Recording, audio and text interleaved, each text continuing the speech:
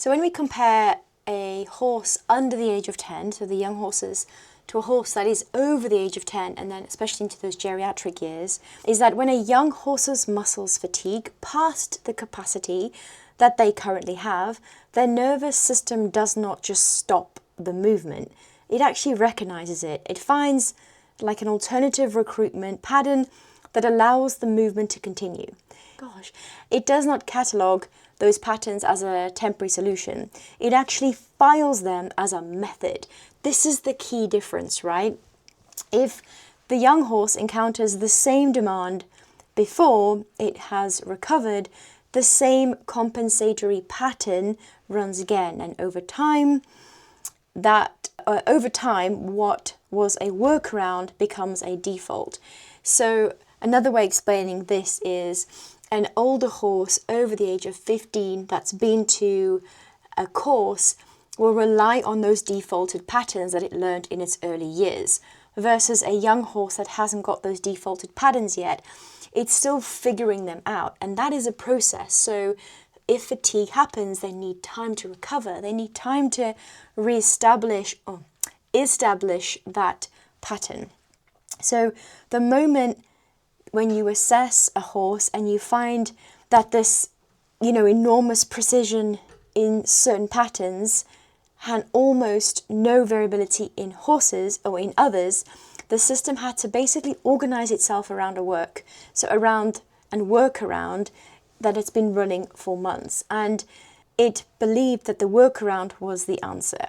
So training young horses needs adaptability, it needs variation progressively, but so important to expose the horse, the nervous system, to these different stimuli so that these patterns can be created, can be the default, as opposed to one that's been trained the same way in the same arena. When they then change owners or they change environment, they have a negative impact on the body because the body doesn't know where that pattern is. It has never come across that stimulus before. So precision in developing these young horses, the coordination, is not the same thing. So what fixed precision-based training does to a nervous system that is still constructing itself is actually reduce the variability that system depends on for its own development. Variability in young horses is not error, okay? It is actually the primary mechanism through which the body learns to organize load across the pathway, okay? It learns how to load across different demands. And a nervous system trained in a very singular, very highly precision way before it has actually been developed and allowed to be almost messy, develop the coordination to hold the pathway, is actually not becoming a better dressage horse. It is becoming a horse that has learned to maintain an appearance of movement, while the body underneath is doing something significantly more effortful than it looks.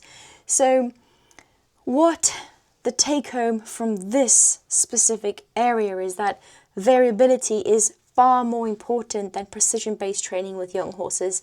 Allow this almost messy, uncoordinated body to figure things out. Give it the environment.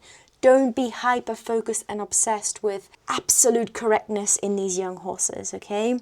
The session length and recovery time in a developing horse are not welfare considerations in a general sense. So they are actually biomechanical decisions that shape the actual body being built.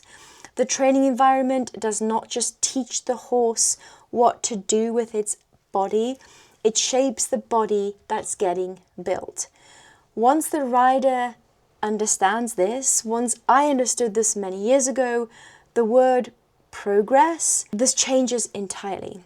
Progress stopped meaning more and actually started just meaning clearer.